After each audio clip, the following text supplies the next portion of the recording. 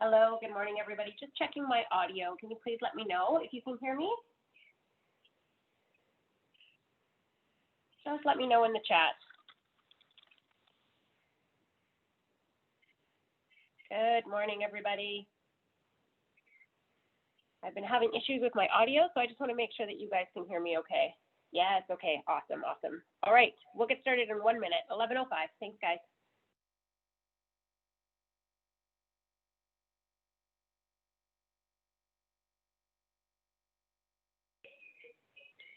And it's 11:05. Good morning, everybody. My name is Jane Stevens, and we are talking about leases today. I'm also pulling up the calendar here so that you can see what is coming up.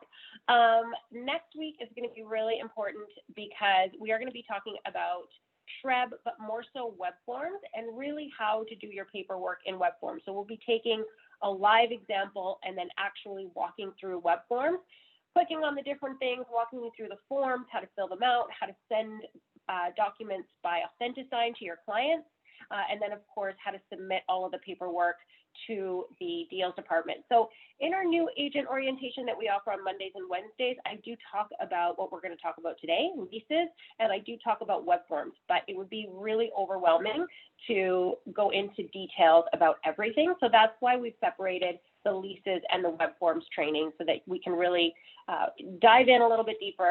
Today, we're going to be talking about leases, specifically how to pre-qualify those leads over the phone, so you have a system in place so that you are, not wasting your time. You're working with people that are going to be qualified. And then also we're going to talk about, as I said, web forms next week so that, again, we can really dive in and really do a transaction from start to finish so that you can see basically the walkthrough of how it's done. So let's talk about leases today. Again, my name is Jane Stevens. I'm the training manager here at Zolo. And welcome to today's webinar. Feel free to ask me questions. It looks like we have a smaller group today. So chat with me if you want to raise your hand. I can turn off your mic or turn it on, I guess, and we can actually chat. So feel free to interact with me. All right, so let's talk about leases. So great question. Why do leases? Well, if you're brand new to Zolo, you are required to do 5 leases before we're going to turn on your buyer leads. And the reason for that is so that you become familiar with the paperwork, which is one of the reasons why you should be doing leases. It does definitely grow your network of potential buyers. So a lot of these lease leads do become buyers. They do have that goal in mind that one day they want to own their own home. So if you do a great job for them with their lease, then hopefully they think of you when the time comes to buy. So hopefully you are following up with them systematically, maybe, a month after they've moved in, certainly on the annual anniversary of when they moved in, and just stay top of mind with them so that, as I said, when they do come to buy, they will think of you. The other thing that it generates is cash flow, which is always nice. So when you're working with buyers, buyers can be a little bit slower to act. Sometimes we have those buyers that act quickly. That's great, but really that's rare, right? Oftentimes we're going to have buyers who are kind of sitting on the fence. They're going to see, what becomes available, what they can afford. They're going to think about it. It's a longer process with buyers, but with leases, they're typically looking at, maybe finding something immediately or at the end of the month. So it definitely creates cash flow. So it's really good to incorporate leases. Even after you've done those initial 5 lease deals as a new agent, it's still good to keep that incorporated into your business because it is going to generate that extra cash flow in between those buyers and, of course, those sellers that you eventually work with as well. Last but not least, I'm kind of mentioning this all out of order, but it does keep your CRM active. So the Zolo bot is going to reward active agents. So if you're showing the system that you're working, then it's going to continue to give you leads. So if you're not getting buyer leads at the moment, ask your growth manager to turn on your lease leads as well and really update all of your activity. Super important to be updating all of your calls, all of your showings, and definitely all of your deals. So making sure that you're entering at least those activities into the CRM, and the Zolo bot will reward you with leads. So lots of reasons to do leases. Definitely at the beginning of your career, but then also incorporating it as you do become a seasoned agent. It is really good. It keeps you busy. And definitely here at Zolo, we'll be providing you with lots of leads, and there's a lot of opportunities here to work with, some really high-end leases as well.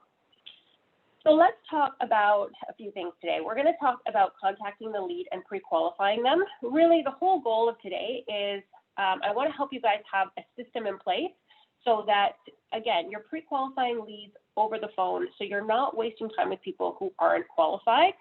With people who have maybe a lower credit score, or maybe their employment has been interrupted with COVID, they've been on serve for the last few months, then, still provide them with good customer service, point them in the right direction, maybe, send them the listing agent's information, maybe you want to put them onto Marketplace or Kijiji, encourage them to look at listings there, because those are mostly going to be listed directly by the landlord, and they'll have less criteria than if they're using an agent. So just explaining that to them, because at the end of the day, you want to be working with people who are qualified so that when you do the work, you submit the offer, it's likely to get accepted. So we're going to talk about pre-qualifying the lead.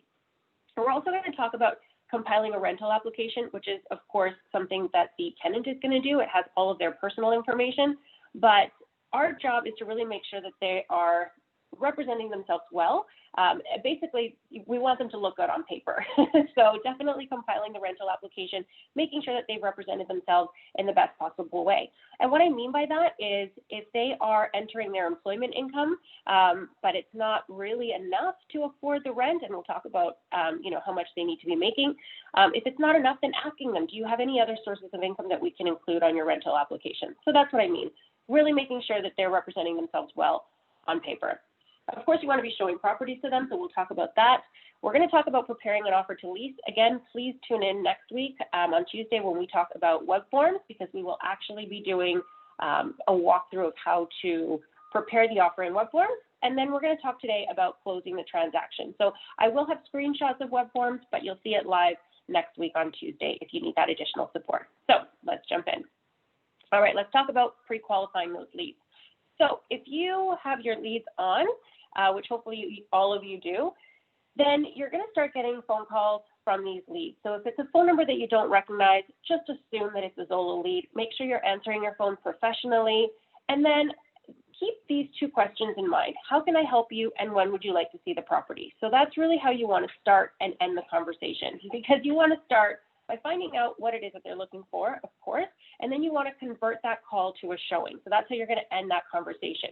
So in between those two questions, you want to have a conversation. So starting out with how can I help you? And sometimes that's not even necessary. Sometimes people will just disclose their whole life situation. They'll tell you exactly what they're looking for, which properties they're interested, why they need to move. So you'll have maybe all of that information available right away without even having to ask the question. So just actively listen to what it is that they're telling you. But then halfway through that conversation, you want to turn the table. So now it's your turn to speak.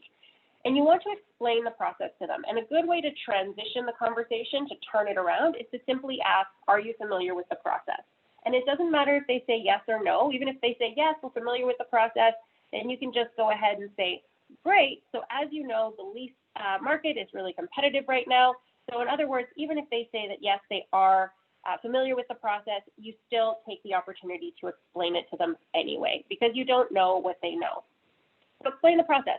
Let them know that, again, the lease market is really competitive. So if their budget is $2,500, we don't want to be looking at properties that are listed for $2,600, $2,700, $2,800, because it's likely going to be leased for the full amount, if not maybe even a little bit more. So really setting their expectations, and then letting them know two things, two very important things. That the landlord is going to require a credit score of at least 650. You might even want to say 680, and that they're going to want to see income. So enough income to afford the rent, and typically that means that the rent shouldn't be more than 30% of their income. And make the landlord the bad guy. Let the lead know this is what the landlord is going to want to see. This is not, what I'm looking for. This is what the landlords want to see. This will make your application really strong. And ask them those questions. Get that information over the phone. I know that there's a lot of agents that require those documents before even showing them properties, but honestly, from the tenant's perspective, I could see why they might not want to send all of their personal information to you if they've never met you, and certainly before finding a property that they're even interested in. So explain the process, have a conversation, and if they disclose their income, they disclose their credit score, chances are they're telling the truth. I find that if they are defensive, then they probably don't have a great credit score because they don't want to disclose it. So, just keep that in mind and maybe move on to the next lead. So explaining the process and really finding out what their credit score is and what their income is. It's going to be really important for you to determine whether or not you're going to be able to help them. So Let's also talk about outbound calls because, of course, we're not always available to answer our calls. Hopefully we are. Hopefully 9 times out of 10 you're picking up your phone. But on the odd occasion where you can pick up, then obviously you're going to have to call your leads back. So in that case, hopefully you're calling them back within 5 minutes, and then just introduce yourself. So make sure you're speaking to the lead who inquired, and then introduce yourself, say your name, and then mention Zolo.ca as opposed to Zolo Realty. I find that people don't know Zolo Realty, but they are familiar with the website. So definitely mention that you are an agent from Zolo.ca, and then just remind them, I see that you inquired about 123 Main Street. And then again, you jump into that conversation, how can I help you? And when would you like to see the property? So in between those two questions, having a conversation.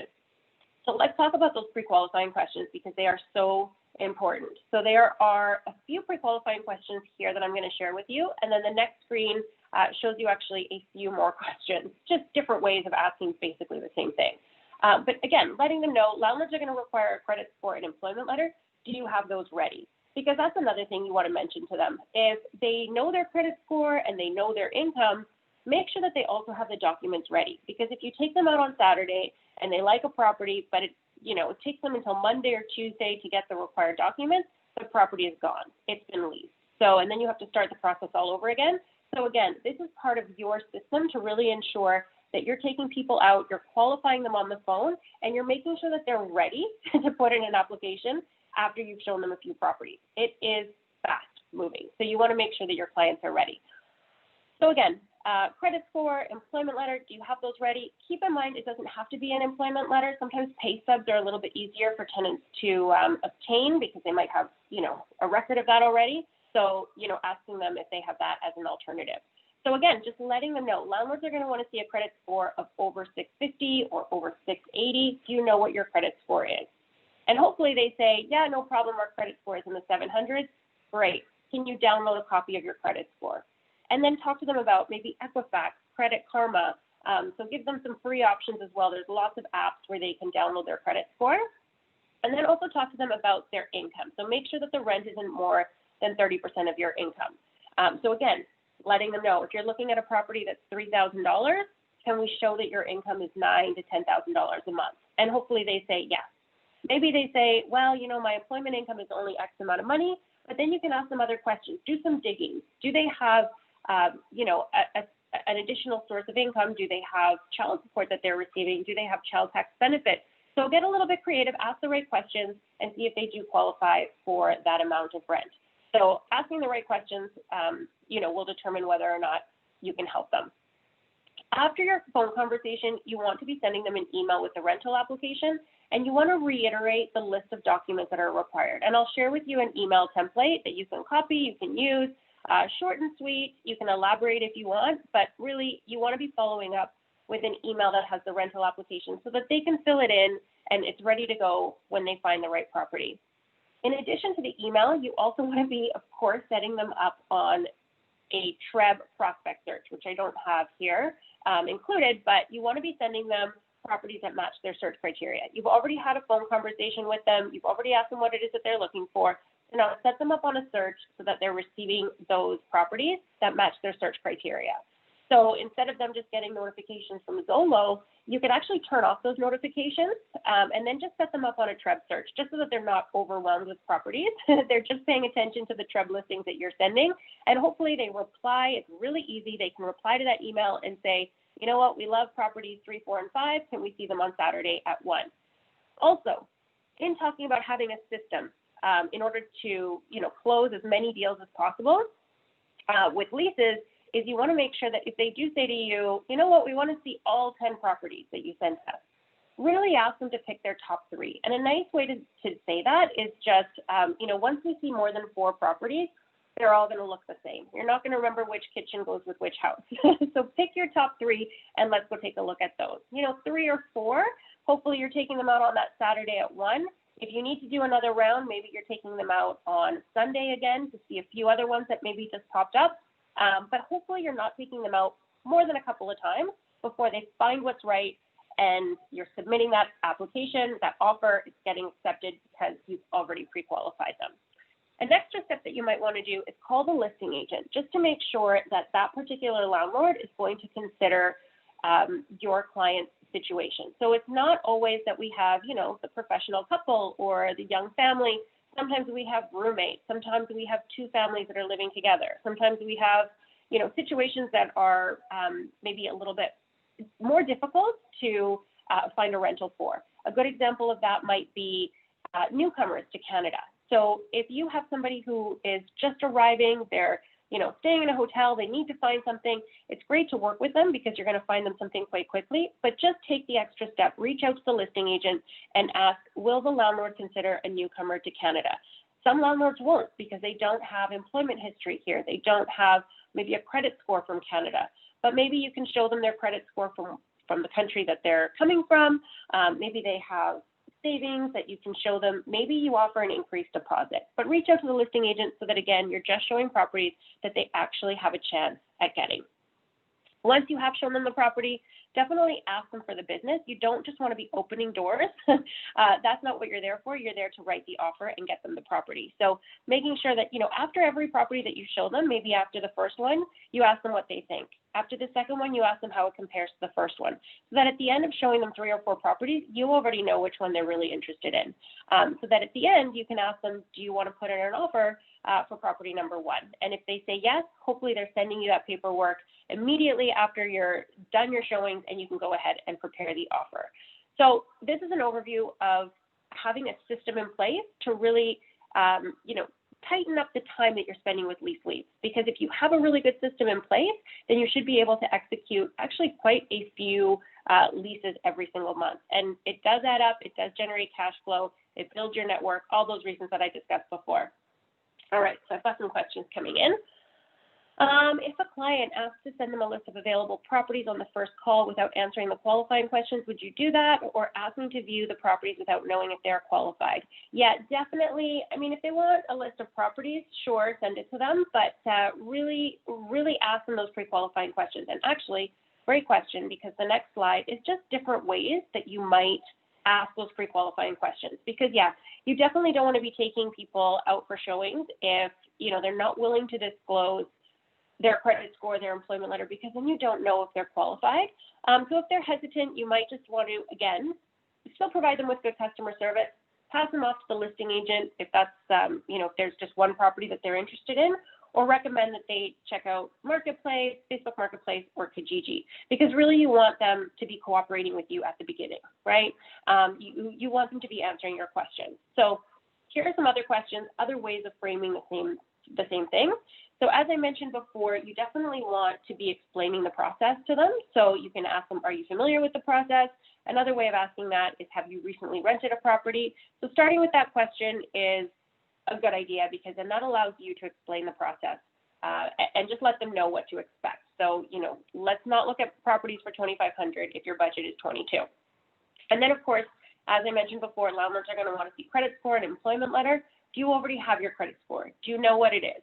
And if they don't, again, follow up with that email. Send them a list of what the required documents are going to be, and maybe even links to Equifax, or recommend Credit Karma, or one of those free apps that they can download. And yes, definitely ask them to give you the information once they've obtained it. So if you are sending them links to get their credit report, definitely encourage them to reply back to you and let you know what their credit report is, or what their credit score is.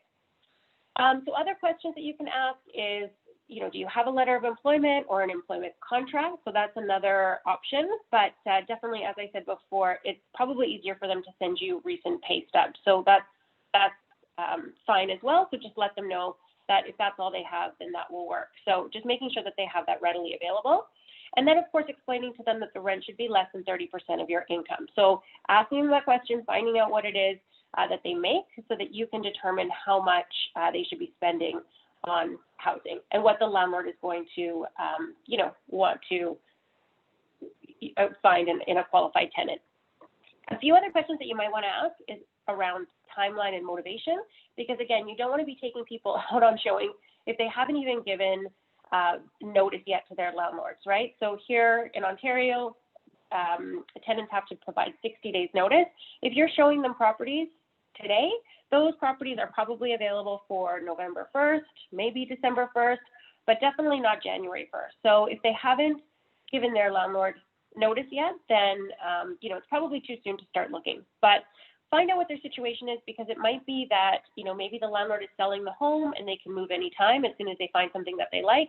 That's a great situation. That's definitely somebody you want to be working with. So finding out what their situation is, what their timeline is, what their motivation is, when they're looking to move, and then again, who will be living with you. So that, again, you understand their situation, so that if they do have a unique living situation, which sometimes happens, you can call the listing agent and just find out whether or not the landlord will consider that. So really asking those questions. And again, to your question there, Saeed, if they're not willing to provide that, then maybe just passing them to the listing agent, because you do want to make sure that you're working with qualified tenants, and there will be lots of lease leads coming in. So if somebody's not willing to provide this information to you, then on to the next. So another question here, in Credit Karma's screenshot from the app, there is not any information regarding names from the tenants. How can we face that issue? Yeah, great point. So Credit Karma, they can actually log on to Credit Karma on their desktop. So it's an app that I do recommend to clients, and you're right. If they screenshot it from their phone, then we don't see their name. And of course, the landlord is going to want to see that it is their actual credit score. So just encourage them to log into Credit Karma on their desktop, and then it should show their name. So that's just a workaround with Credit Karma. And if that's complicated for them, then just encourage them to get Equifax instead. Use a different app that maybe does show that information. But yeah, great question, because you'll definitely want to show the tenant's name on the credit report or credit score. All right, so just a quick reminder that anytime you have a conversation with a lease lead or any lead, you want to make sure that you're updating your activity with a call yes. That's going to put it in the engaged folder. So this is not a CRM training, but just a quick reminder. All right. Yes, let me just jump ahead. And this is the rental application email. So this is a template that, feel free to screenshot this, or, find something that, copy this so that you have something similar. But basically, you can follow up after that initial conversation and just thank them for their interest in rental properties. And you can say, depending on your conversation, the properties you inquired about are available. I'm happy to show them to you on Saturday at 1. I'll get back to you with confirmation. So if that was the conversation, obviously you just tweak that sentence there. And then in the meantime, I'm attaching a rental application for you to review and complete before viewing properties. So that's up to you. You can take that out. You might not want to say before viewing properties. You might just want to send them the rental application and let them know that it does need to be completed. And then if you find a property you like, or once you find a property you like, I can assist you with preparing the offer to lease. And at that time, landlords will typically request the following documents. So this is where you reiterate what you already talked about during that initial call: credit report, letter of employment or pay stubs, and photo ID. Photo ID is something that you need in order to verify that you are, in fact, talking to who they say they are. So photo ID is more for you, although I have had situations where the listing agent has asked for that. So just ask for that as well. And then let them know as soon as the offer is accepted, you'll also need your deposit ready, which is typically the first and last month's rent. I include this because it happened to me at the very beginning where I was showing properties to, a really young couple, and they were looking at properties for $2,500. And when the time came to deliver their deposit, they didn't have $5,000 available. They didn't know that. So I learned that one the hard way. So I put in that sentence in that follow-up email. And then, of course, please let me know if you have any questions. I look forward to hearing from you and helping with your home search. So again, this is short and sweet. I know other agents have put in, where they say the following documents need to be provided. Where they say credit report, they do offer links to download their credit report. So again, you can certainly add to this if you'd like. So let's talk about the rental application. I did cover it briefly at the beginning when we were talking about what we were going to talk about today. And the rental application, of course, is coming from your client. So keep in mind that tenants, this is obviously going to be all their personal information, but sometimes they don't represent themselves in the best possible way. So just make sure that if they do send in the rental application to you and you're looking at it, just ask them if, for example, the employment income that they've stated, is that gross, is that net? Because you definitely want to be showing it as gross income because it'll show up as more. And then you want to be asking them if they have any other sources of income. So again, I used the example earlier of child support, child tax benefit, whatever the situation is. Maybe they have investment properties out of town that is generating income for them, whatever it is. Add that to the rental application and really strengthen their application by making them look really good on paper. So the rental application, of course, it's coming from your tenant, but make sure that you're asking them questions so that they, are representing themselves well. Okay. So once you have spoken to them, you've talked to them about the rental application, and the rental application might not come to you right away. It typically doesn't. Typically, you're going to be showing properties before you actually get the rental application. But again, that's why those pre-qualifying questions are so important, because you definitely want to have knowledge of your clients. You want to know whether or not they're qualified, even without that rental application, so that you know that you can go and show properties to qualified tenants. So setting them up in TREB on a prospect search, of course, you can use Collab. This is how you're going to send listings to them that match their search criteria. So you do have a couple of options. Again, this isn't a TREB training. I'm just giving you a screenshot of where to go. When you log into TREB, you want to go into search on the left-hand side and then select prospect search. That will bring up a dialog box, or actually it'll bring up this list if you have previous searches, and then just click on create to create a new prospect search. So you would just be entering their name, their email address, and then entering all of the criteria. So what area are they looking in? How many bedrooms? What price point? So that when you save that prospect, they're going to get all of the listings that are currently available on the market, and just give them a heads up. The first email that I'm going to send you has everything that's available. So it's going to be a long list. But really, the emails to pay attention to are going to be the ones that I send you after I initially set you up, because that's going to notify you of new listings. So if it's really nice and it's in your price point, it's going to be a popular home. So as soon as you get that email, if you like it, let's jump on it, let's go look at it. And hopefully, you can book a couple more as well. So taking them out on showings. Obviously, right now with COVID, we're taking extra precautions. So make sure that you are asking them to bring masks and gloves, and maybe even have them in your car that you can provide as well. A reminder here about showing. So when you book the showing, again, you want to be doing that through TREB. So if they reply to your prospect search and they say, I want to see properties 1, 2, and 3, perfect. You can go ahead into TREB and just book an online appointment, and then you will get an email back just confirming. Sometimes you'll get an email saying all usual. If you're brand new to real estate, you might not know what that means. And it just means to remove shoes, leave your business card. It used to mean turning off lights. But now I'm finding that when you do walk into a property, if there is a tenant in there, then they're usually leaving lights on and closet doors open so you don't have to touch anything. So again, just making sure that you've got the required safety gear for your clients and for yourself. And when you attend, make sure that you're not sharing the lockbox code with clients. Absolutely, you must attend all showings with your clients. If you do not cancel, even if you are sitting outside of the property and they decide they don't want to walk in, you want to make sure that you're canceling that appointment. If you don't, it could result in a complaint, which would actually result in a $500 fine. So just go ahead and cancel it. The technology is there now that most brokerages, when they confirm the appointment, you get that email and you can go in and manage that appointment. So if for whatever reason they decide that they don't want to go in, or, hopefully they're not a no-show, but if that happens, then just go in to that email, manage that appointment, and just quickly cancel it. You don't want to be fined for not doing that if you're not able to make it. All right. So after you've taken them out on showings, again, just a quick reminder to enter the showing into the CRM, making sure you do that after you've taken them out on a showing, because what's going to happen is as soon as you submit this update, the Zolo bot is going to send a text message to these clients saying, how would you rate your Zolo agent? So you don't want to send that prematurely. You don't want them to give you a 1-star because they're annoyed by the text message. You want to make sure that they're giving you the 5 stars you deserve. So enter the showing after you've taken them out on showing. All right. I'm getting a question here, so let me see what it's about. There is no print option with a name on the Credit Karma website.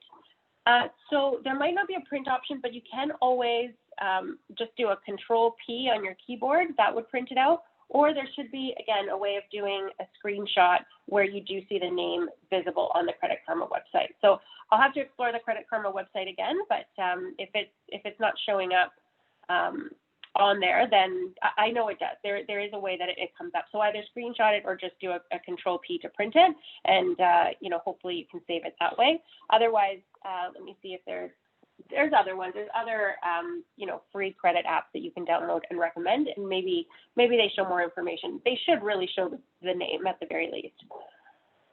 Is there a way to see the feedback that clients leave for us? Great question. So when you do get feedback, if they actually, kind of write a review, then your growth manager should notify you just to let you know, hey, you received a great feedback, congratulations. But if you're wondering if you have received any in the past, then just reach out to your growth manager and ask if there's any feedback. Because you can also ask for that review. Your growth manager can send it to you, and you can certainly put it on your other social profile, so you have that as a testimonial, as a review. So yeah, unfortunately, there is no way for you to see it on your end of the CRM, but there is in the back end. So just reach out to your growth manager, and they can share that with you. All right, so let's get into the nitty-gritty. Let's talk about actually preparing an offer to lease. So as I already mentioned, the rental application and the documents are all going to be provided by the tenant, of course, right? They're the ones that are entering in all of their personal information into the rental application, and they're the ones who are gathering their documents and sending it to you. What you're going to be preparing is the agreement to lease, the attached schedule. So there's a Schedule A that is already auto-populated for you in web form. So you won't have to think about what clauses to put in there, but do look at the clauses that are in there and make sure that you're covering everything. The example that I always like to use is if you are showing a property or you're submitting an offer on a property with a pool, that's not in our standard Schedule A. That's not something we talk about. So if there is a pool, make sure that you add that clause and talk about who's going to open the pool, who's going to close it, who's going to maintain it. As for Schedule B should be provided by the listing brokerage, and it typically talks about the deposit, where it's going to be deposited, if it's going to bear interest, yes or no. So the Schedule B should be included with the MLS listing in TREB. Not every brokerage uses a Schedule B for leases, so if it's not there, then it's probably not necessary, but feel free to reach out to the listing agent and ask if they have a Schedule B. But if it's not there, just prepare the Schedule A. Of course, you're going to also want to prepare your confirmation of co-op. It's kind of at the center of everything here. This is how you get paid, so you want to make sure that that is disclosed. And then between you and your clients, actually before I say that, the agreement to lease with the schedules and the confirmation of co-op, that is going to form your offer. So the way I like to send this to the listing agent, and I'll talk about this again in a little bit, is you might want to prepare two separate PDFs. So the rental application with the supporting documents, save that as one PDF, and then the agreement to lease with the schedules and the confirmation of co-op is saved as a separate PDF. That way, it's really easy for the listing agent and the landlord to review. They look at all of your documents. If it looks good, they'll go over to the agreement to lease, and if they sign it back, then they don't have to split the PDF if you've merged everything as one, or they don't have to merge the agreement to lease with the confirmation of co-op if it hasn't already been done. So just a nice way to stay organized, something that I always recommend. So the agreement to lease with the schedules and the confirmation of co-op is what you're sending as your offer. So in addition to those documents, you're going to have the tenant's representation agreement working with a realtor. This is between you and your client. This authorizes you to prepare that offer. So make sure that that's in place. Don't do it after the fact. It should actually be done beforehand. So typically, though, it's done at the same time. So make sure the tenant's representation agreement and working with a realtor has been prepared, and it's part of your Authenticign. Last but not least, FINTRAC.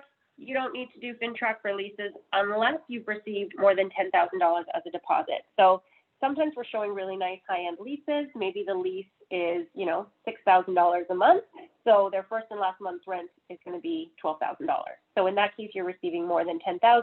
So you would need to prepare a receipt of funds. But typically, you're not going to need this. The other example that might happen with this receipt of funds is if you're offering more of a deposit. So again, if you have a situation where you have a newcomer, brand new to Canada, they've just arrived, then, maybe you're offering first and last 6 months for rent, in which case, that will probably total more than $10,000, in which case you would need the FINTRAC form. But again, not typically required. Last but not least, after the agreement to lease has been accepted, the residential tenancy agreement needs to be completed. Now, this is really between the landlord and the tenant and should really be completed by the listing agent. But in my experience and in speaking to other realtors, oftentimes that doesn't happen for whatever reason. You just come across a listing agent that doesn't prepare it. It needs to be prepared after the offer has been accepted, and it needs to be done before possession. So maybe when you're presenting the offer to prepare the residential tenancy agreement as soon as the agreement to lease has been accepted. It shows that you're going to be easy to work with. You're taking some of the workload off of the listing agent. maybe that puts your offer at the top of the pile. So offering to prepare the residential tenancy agreement is a great way to go, and you can do that after the offer has been accepted. All right. So the good thing about all of this, I'll just pop back to this screen, is that you don't have to remember all of these forms because we have a template within web forms that will auto-populate all of these forms with you. So let's talk about that. Web forms. So in order to complete your offer, or prepare your offer, I guess I should say, you can go to web forms, which you find right on the homepage, the TREB homepage, or you also see MLS services over here, which has a lot of links, and right in the middle column at the very bottom, there's a link to web forms.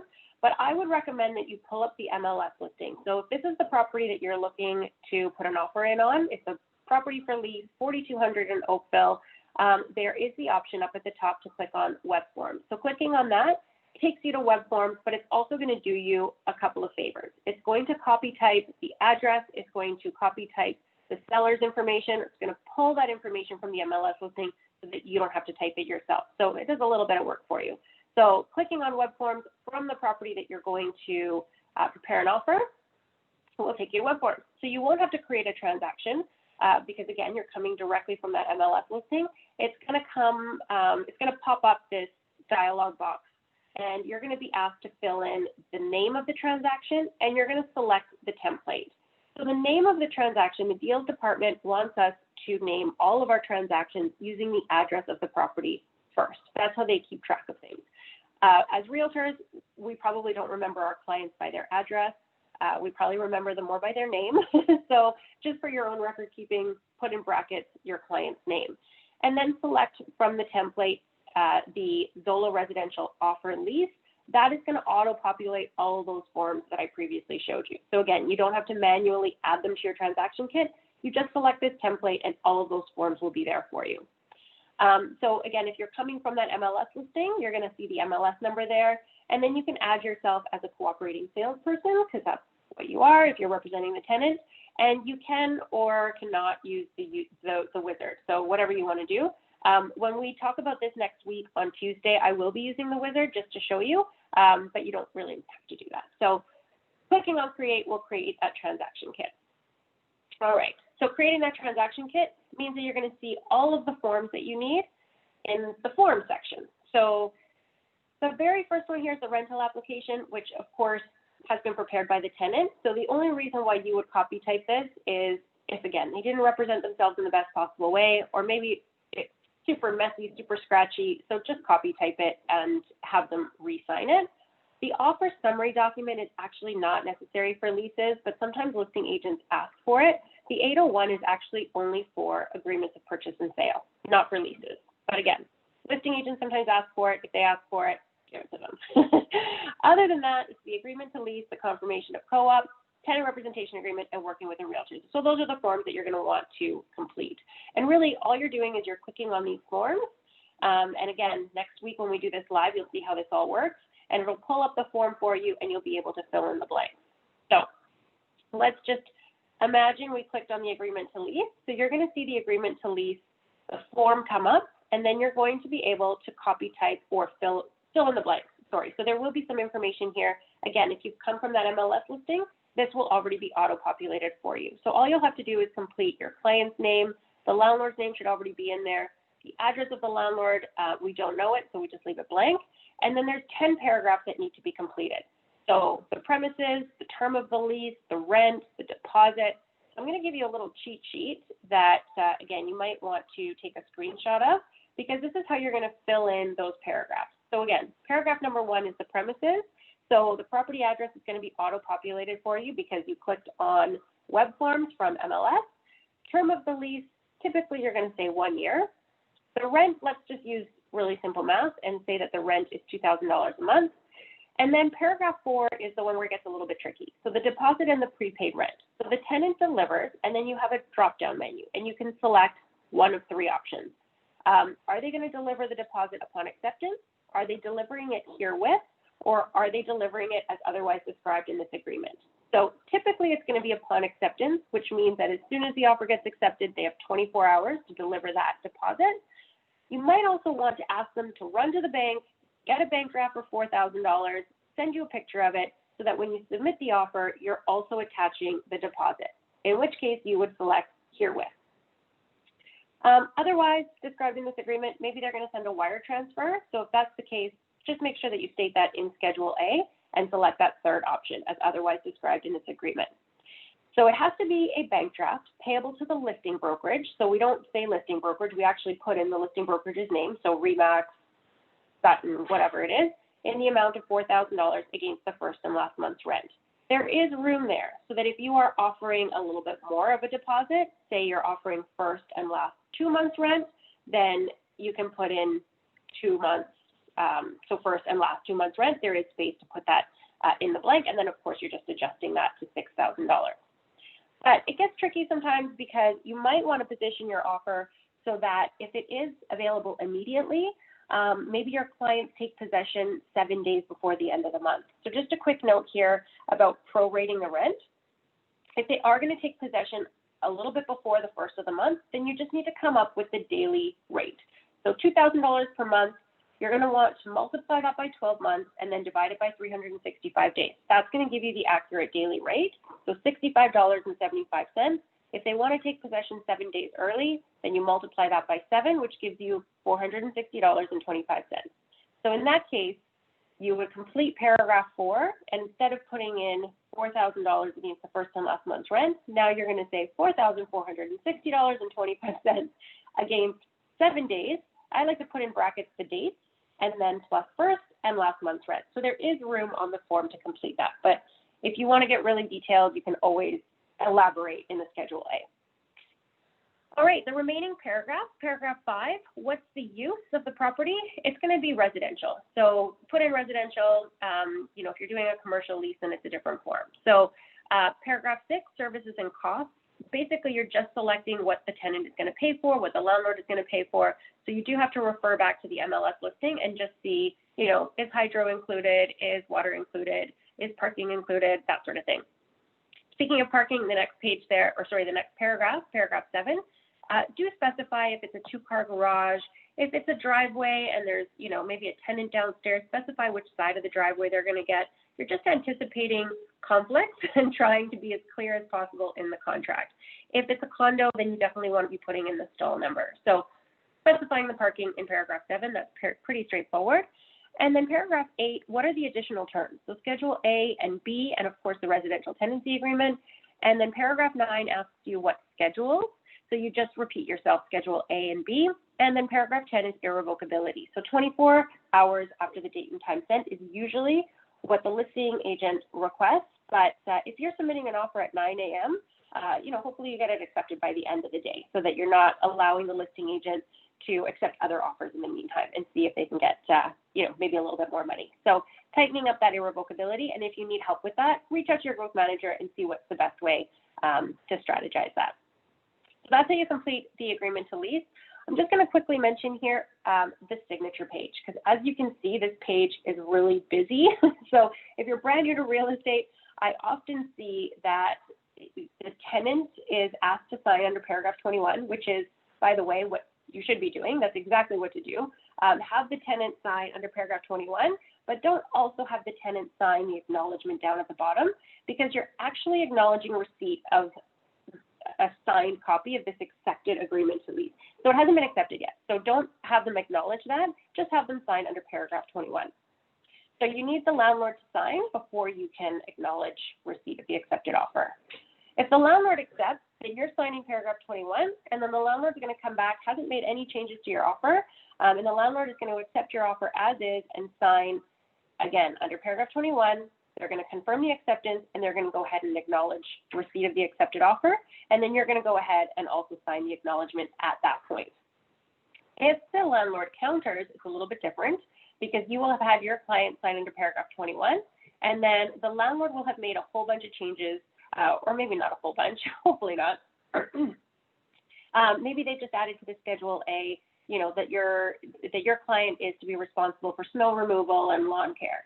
So if that's acceptable to the tenant, then they'll have to initial that change, but it's going to come back to you with the landlord's signature. So those changes made to the contract by the landlord, and the landlord is now only signing under paragraph 21, and it's now up to your tenant to accept those changes, so initialing those changes throughout the contract, and then confirming acceptance, and then acknowledging receipt.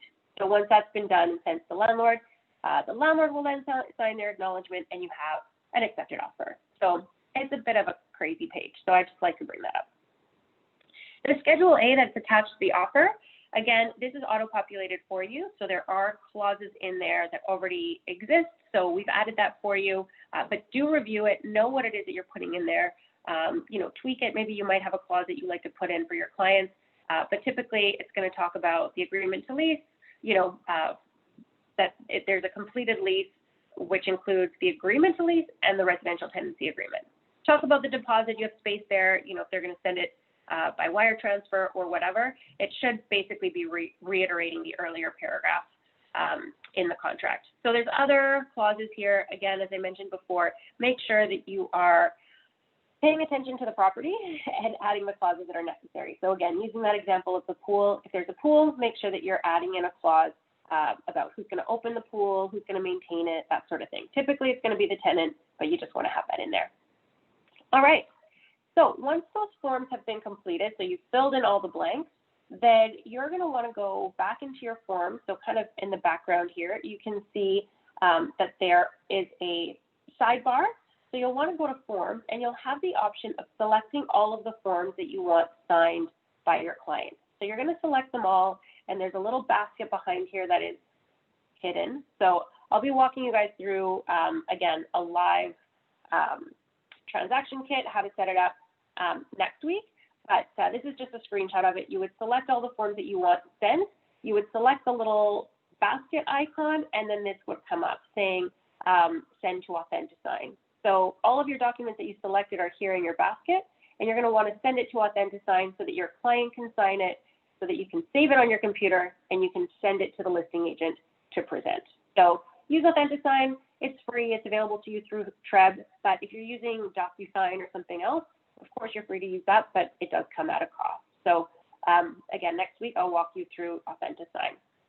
So once it has been signed by your client, now you're ready to present it to the listing agent. So here's another template that, again, you might want to use for presenting offers. So I like to put in the subject matter, offer to lease in big bold letters, and not just the address of the property. You don't want to send an email to the listing agent with just the address, or certainly not a blank subject line, because then they don't know that it's an offer. So big bold letters, offer to lease, and put in the address. And then in the body of the email, let them know that you're attaching the rental application with supporting documents. So again, merge that as one PDF, and then your offer to lease, which you're merging as a separate PDF. This is where you get to be creative. You can talk about your clients, how wonderful they are, what your situation is. So you can really, really get creative. A great tip to include here to really set your offer apart is to include a photo of your client. So why do this? We're all sort of doing things virtually now. So including a photo does really introduce your clients to the landlord virtually, puts a face to the name. Pictures are worth 1,000 words. So add that as part of your offer. Also highlight what it is that you're offering. Again, making it really easy for the listing agent. When you're proposing to take possession, what the term is, what the rate is. So hopefully it's full price, maybe even a little bit more. And then the lease deposit, which should be first and last month's rent. Unless they are willing to offer a little bit more. Let them know how much time they have to accept the offer, so it's irrevocable until however long. And then in anticipation of an accepted offer, you're also attaching the confirmation of co-op, which is merged with your offer to lease. And then offer to prepare the residential tenancy agreement, which I already mentioned. It shows you're going to be easy to work with, and you know that it'll get done that way. So thank you in advance for your consideration. I look forward to hearing from you. So that's the offer email that you want to send to the listing agent. So let's talk about winning that offer. All right, so possible objections. You're not going to get any of these objections because this goes back to that initial conversation that you had with that lead when it came in. You pre-qualified them. So, if you have an example I didn't use actually at the very beginning was if you're representing a single parent, you don't want to have the objection of the client only having a single income. So if it is a single parent, hopefully you're asking questions around their employment income. Do you have any other sources of income? Are you receiving child support? Are you receiving child tax benefit? So those sorts of things will supplement the employment income. So that's not going to be objection. Certainly you've asked your clients if the rent is less than 30% of their income. So you're not going to get this objection either, that they don't have enough income. Also, you are representing clients who have a credit score of 650 or 680 plus. So you're not going to get this objection from the listing agent that your client has a low credit score. And then last but not least, if you are dealing with newcomers to Canada, you did call the listing agent before even showing that property. So you're not going to get this objection that they haven't been here long enough because you already spoke to the listing agent that this situation is something that the landlord would consider. So these possible objections you won't be hearing about because you already did this work at the beginning with your pre-qualifying questions. All right, so let's talk about a couple of other ways that you can win the deal. I already mentioned presenting the offer with a family photo. Make sure that the offer is received. So call the brokerage to register the offer or call the listing agent to confirm receipt. Make sure that they've received it. And then a few different things that you might want to do that I've kind of talked about throughout this. Offering more rent. If it's listed for $2,400, maybe offering $2,450, $2,475. It doesn't have to be a huge amount, but just a little bit extra might win the deal. Offer more of a deposit. So again, maybe if their credit score is in the high sixes instead of in the 700s, then you might want to offer a little bit more deposit, first and last 3 months, maybe, whatever it is that you discuss with your clients, whatever they're able to do.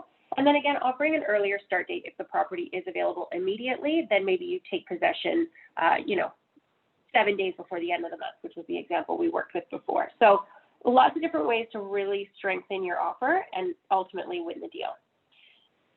So yeah, once you have your offer accepted, there's the residential tenancy agreement. So you're going to want to complete that. This does exist now in web forms, which is super exciting, much easier to complete. We used to have to download it and complete it as a separate PDF, but it is available in web forms now. So offer to complete it. And once the offer has been accepted, make sure that, you're doing this for everyone, and it has to be done before possession. So if you are doing a walkthrough with your client, when they do take possession, then this is something that you might want to bring with you if it hasn't already been signed, for everybody to sign it and then have a copy of it. All right. Last but not least, closing the transaction. So you've done all the hard work, you've pre-qualified them, you've taken them out on showings, you've prepared the offer, it's been accepted. That's not quite the end of the story. We have to make sure that the deposit check gets delivered to the listing brokerage. So call your clients, make sure they run to the bank, make sure that they drop it off to the listing brokerage, send them the address, make sure that you get a receipt because you need that for your transaction kit. And then you have to update your CRM and upload all of your documents to web forms. So the deals department has access to web forms. They're going to see all of your deals and they're going to approve your forms in web forms. So really important to upload all of your documents to web forms and making sure that you are uploading the fully executed, accepted documents. Also, last but not least, you want to make sure that you are reminding your clients to obtain tenants insurance, to prepare the post-dated checks. Again, I've heard of situations where landlords have not given keys to clients, to tenants, because they don't have the post-dated checks ready. Even though they've paid first and last month's rent, landlords will not give it to them if the post-dated checks are not ready. So if that's what's in the contract, that's what needs to be provided. So, you don't want to have that sort of headache. Make sure that they've ordered checks if they don't already have them, and then make sure that they're ready for the landlord on possession. Tenants insurance is another one, making sure that they have that. You're going to need proof of that so that you can send it to the listing agent, as well as utilities in their name. So you have the option of meeting with the landlord and the client on or before the occupancy date to conduct a walkthrough, note any deficiencies, especially if there was a previous tenant in there. You want to make sure that if there are holes in the walls, that's not going to be put on your tenant. So once they exchange keys and post-dated checks, if there was a deposit, maybe bringing a receipt book with you as well, so that that's part of the paperwork. So when they move out in 3 years' time, they remember that, yes, they did give a key deposit and they have the receipt for it. So just taking those last extra steps once you do have an accepted offer. So going back to what the deals department is wanting to see, you do have to go back into your transaction kit in web forms and just update the status. So it always defaults to open. That's going to be the status of all of your transaction kits until, of course, you update it. So update it. Let us know, did it firm up or did it fail? So in this case, we have an accepted offer. So you're going to want to go into that transaction kit and click on Firm Deals.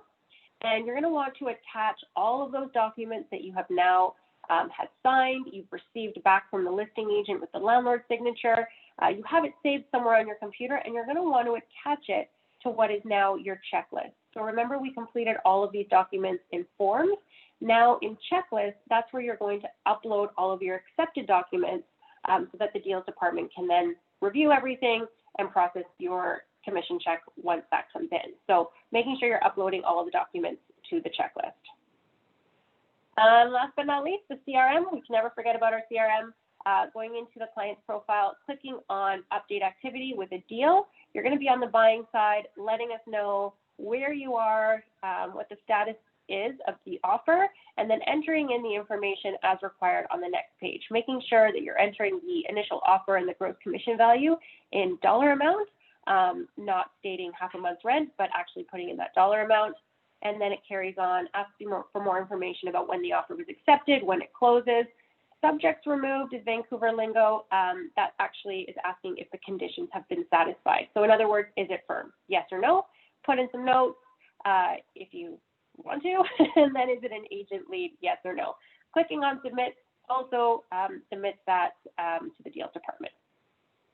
All right, and then follow up. As I said at the very beginning, one of the reasons why you want to do leases, not just at the beginning of your career, but throughout, is because this does build your book of business. So follow up with them after the first month they're in their new home, find out how things are going, what they're enjoying, just stay in touch, stay top of mind, and put them in your email newsletter system so that they're hearing from you all the time. But then, of course, reach out to them also on their one-year anniversaries and just see where they're at, because these lease leads, as I said, they do turn into buyers. So making sure that you're top of mind so when the time comes, they will think of you. All right, so that is an overview of leases really from start to finish. As I said, next week we are going to be doing a live transaction in web form so that you can see really how it works. But hopefully you guys are familiar with that. And if you have any other questions, please let me know. Let me just review the chat here. Yeah, I think I answered most of the questions or all of the questions that came in as we were working through this. But if there's nothing else, then I will leave you with that. And hopefully you guys feel a lot more comfortable with leases going forward. And Kita, yeah, do you have a question?